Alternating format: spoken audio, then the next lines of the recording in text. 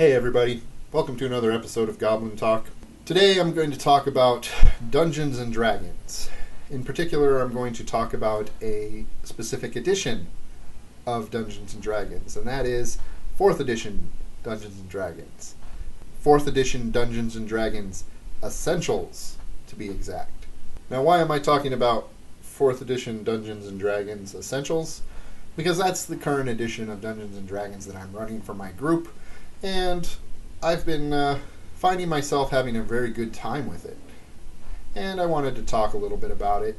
So, in today's D&D community, 5th edition is all the rage. Everybody loves 5th edition. They sing its praises. It is the most fabulous edition. Everybody thinks it's the greatest thing to hit the Dungeons and Dragons community since Dungeons and Dragons came to fruition in 1974. I am of the unpopular opinion that this isn't quite true. Okay? Now, before you blast me in the comments with the WTFs and spanning the hate that 4th edition is inferior and 5th edition is superior all day long and all this other nonsense, I'm not saying that 4th edition is superior to 5th edition. What I am saying is that I am having more fun playing 4th edition right now than I did when I was running 5th edition. There's a distinct difference between those two statements. There is no such thing as a superior edition of Dungeons and Dragons. I believe this wholly. Dungeons and Dragons, each edition appeals to a certain group.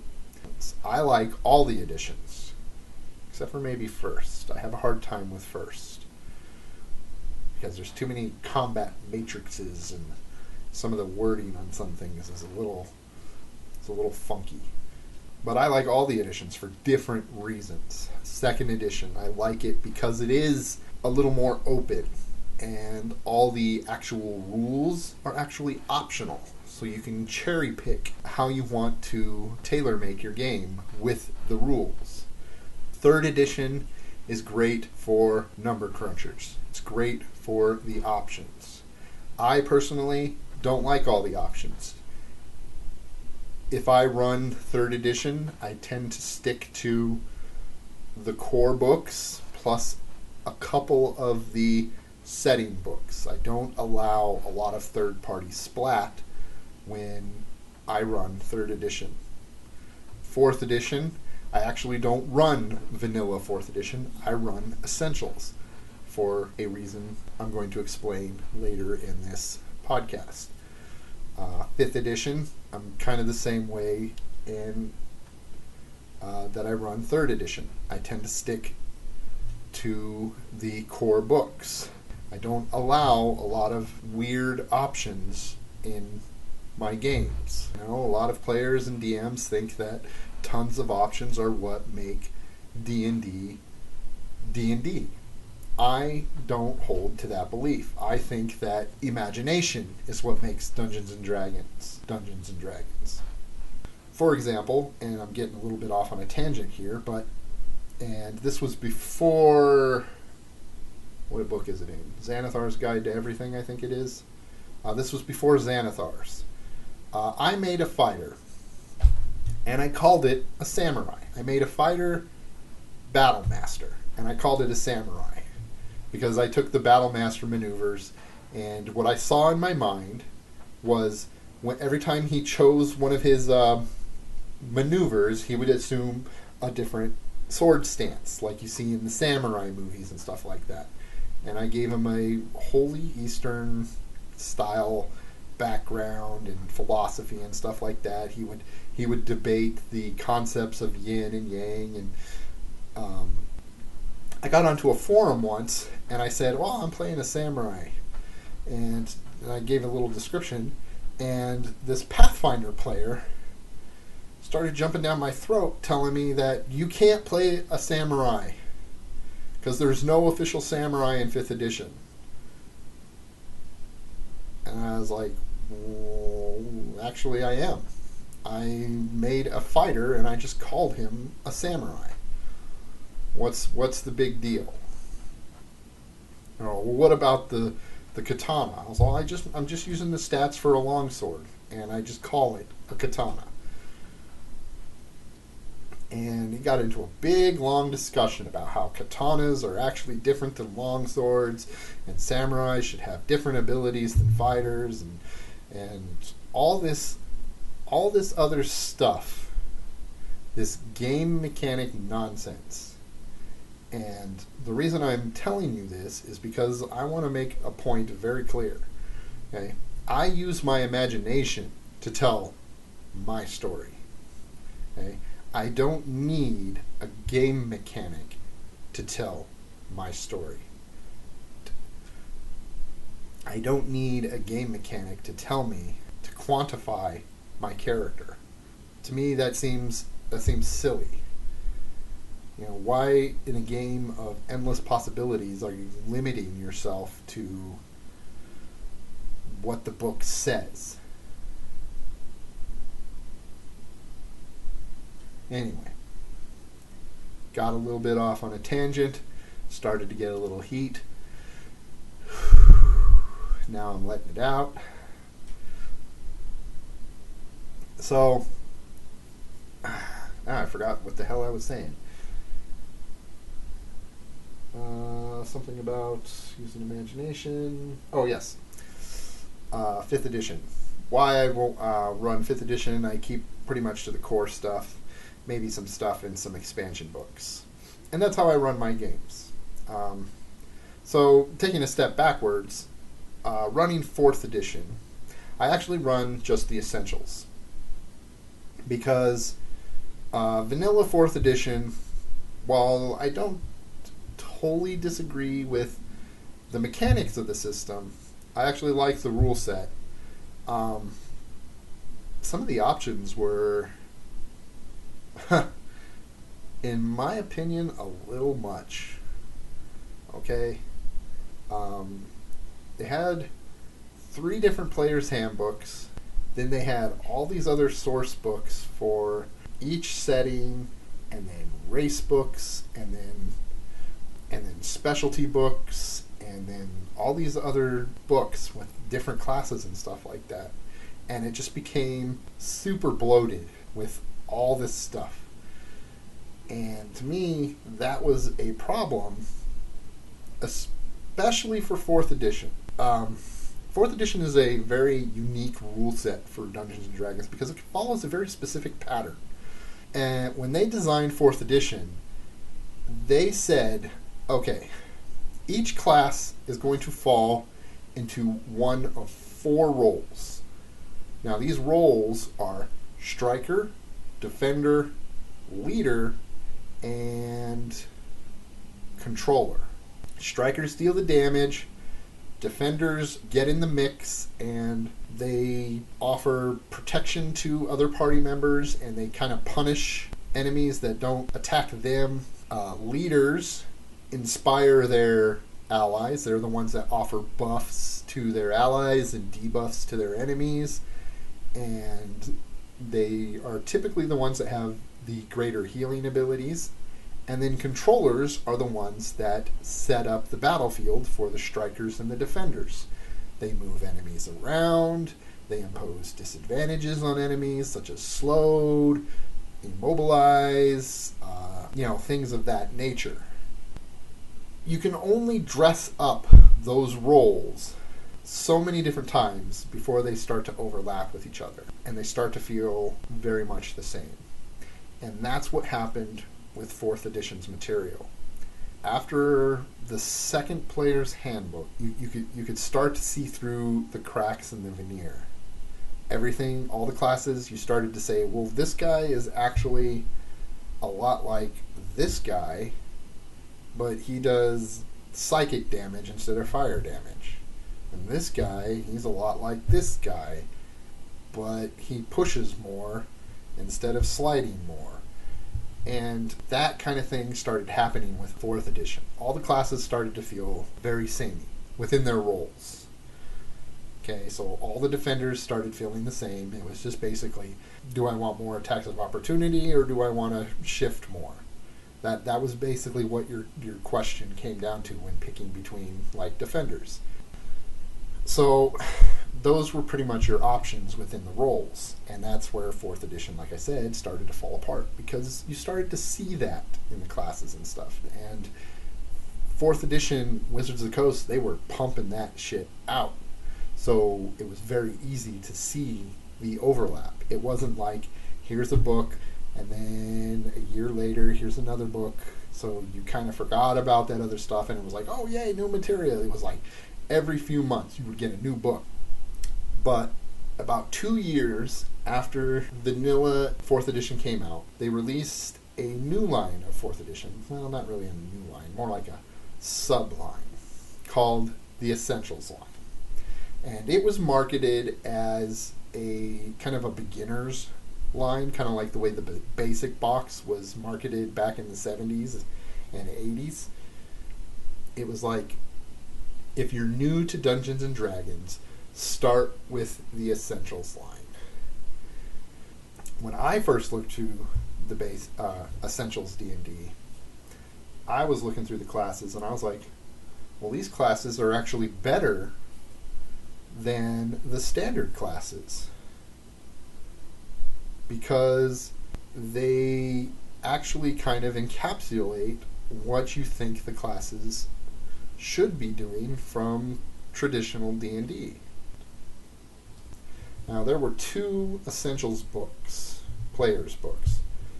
They're not called players' handbooks, but that's basically what they are.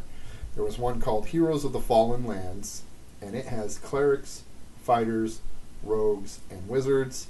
And then there was Heroes of the Forgotten Kingdoms, and it has druids, paladins, rangers, and warlocks. The plural in those titles makes it sound like there's a bunch of different clerics in here, and fighters, and rogues, and wizards, and stuff like that. There isn't. There is a single cleric in here, there's a single fighter in here, there's a single rogue in here, and there's a single wizard. Well, no, that's not true. There are 2 different types of fighters in here. Forgotten Kingdoms, there is 1 druid, 1 paladin, 1 ranger, 2 rangers, and a single warlock. Now, some of these classes have a couple different options for them, like the cleric.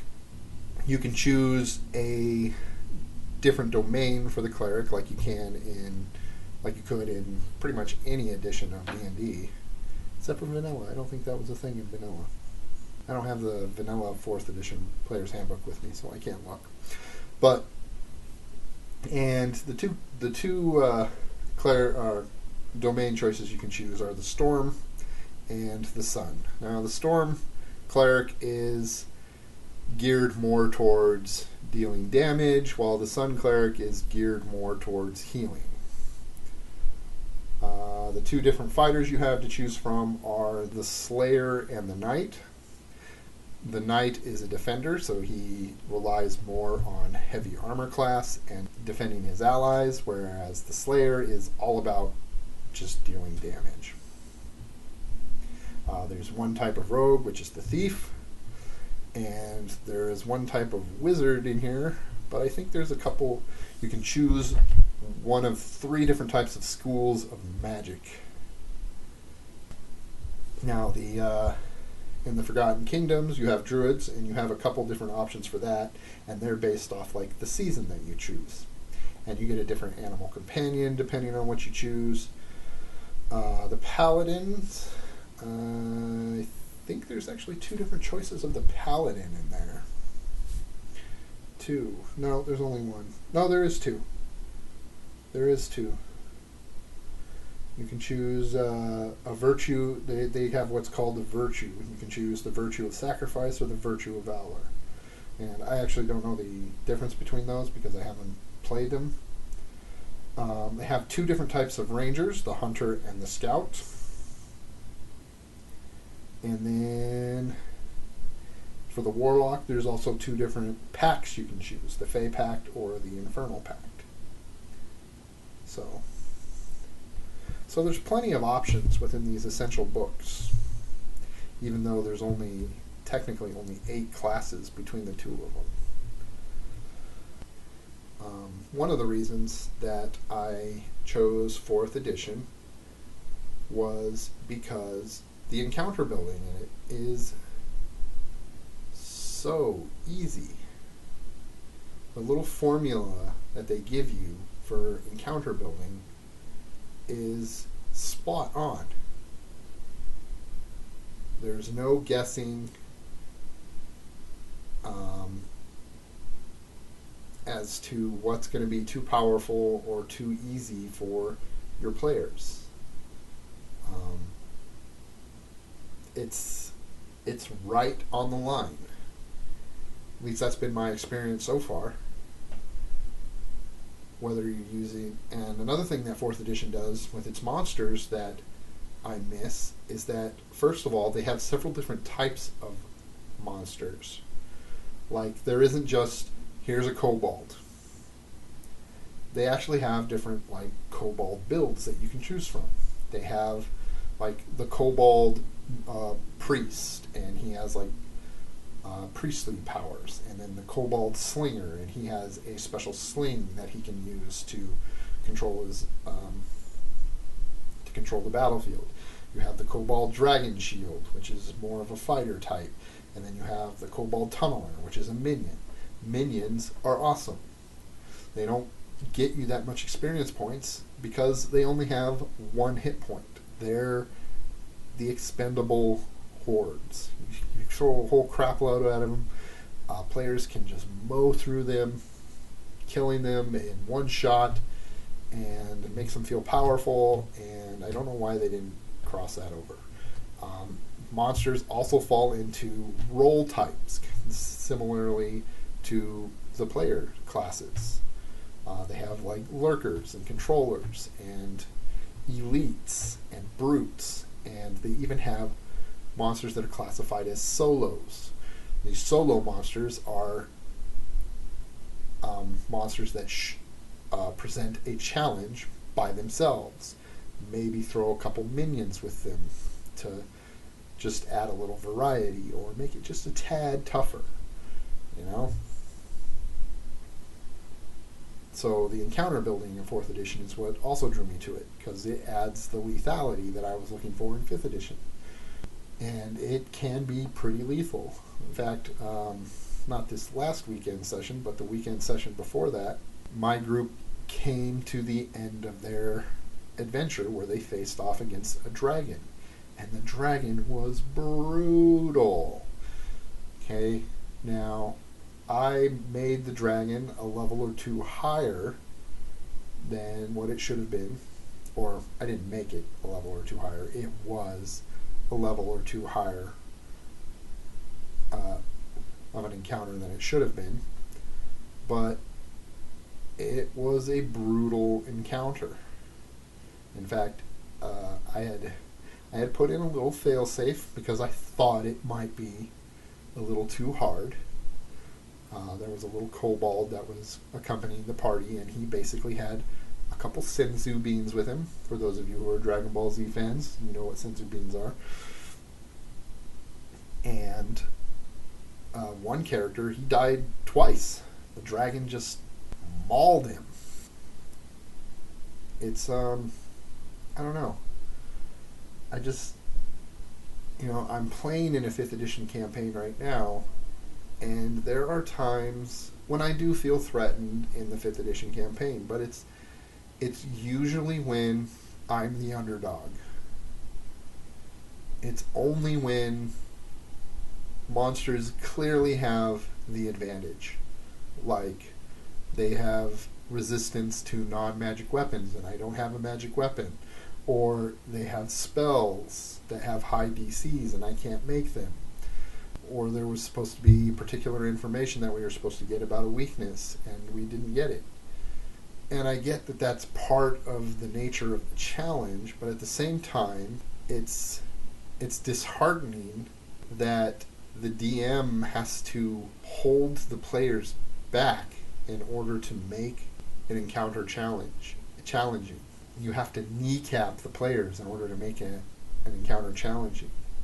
You know, a monster that's resistant to non-magic weapons, you basically have to say, well, I can't give them magic weapons, otherwise they're going to defeat this too quick.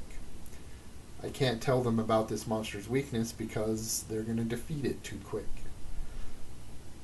I can't let them outnumber this thing because they're going to defeat it too quick. In 4th edition, when the dragon was there, you know, aside from the dragon being a level or 2 higher, they were pretty much on par.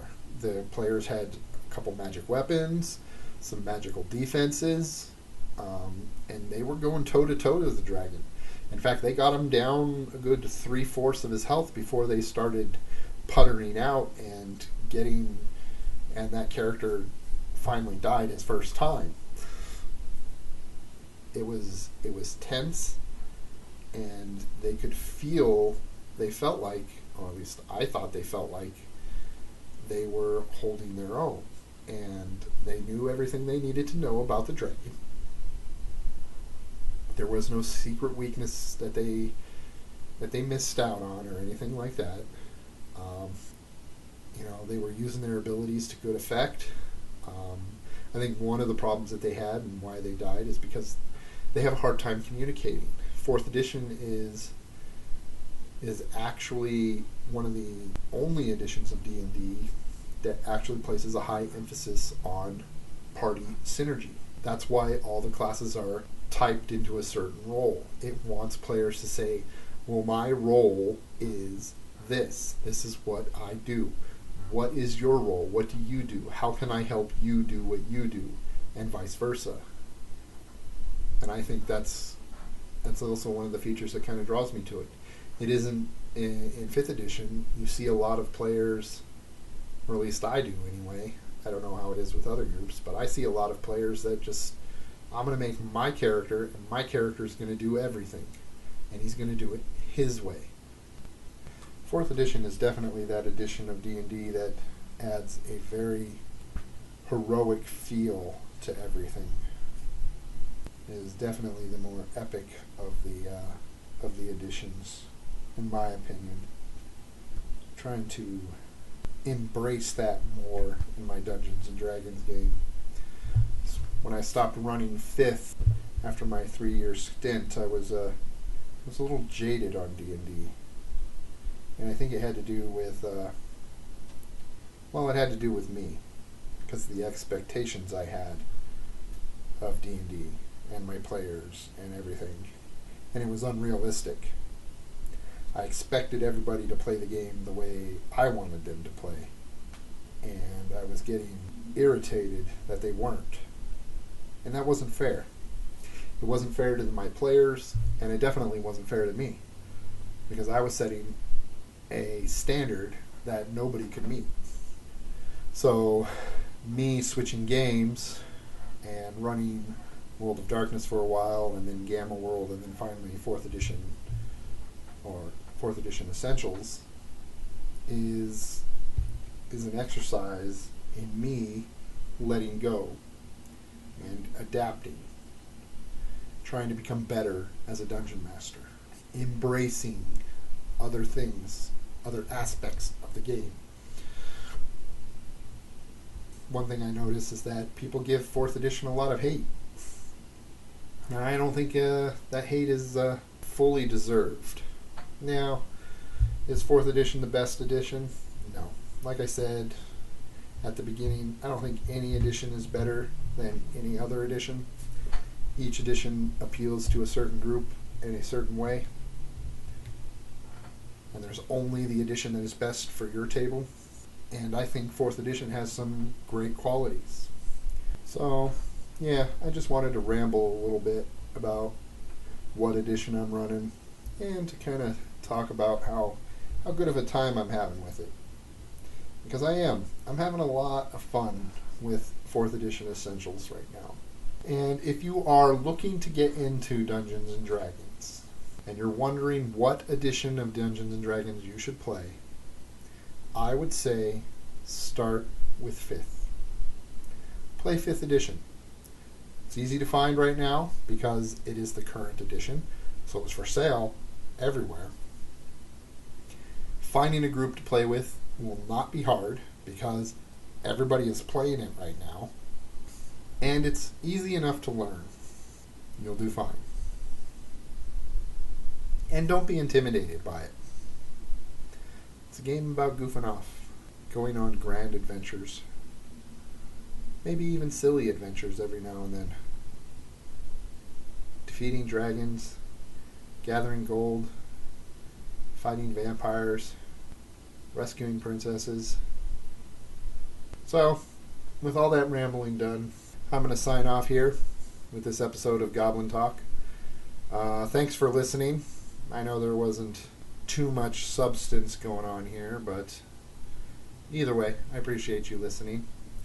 And if you want to hear more Goblin Talk, please subscribe, hit that like button, and hit that little notification bell. And that'll let you know when more of my Goblin Talk episodes come online, or even my any future videos or anything that I might film. Until next time, I'll talk to you guys later.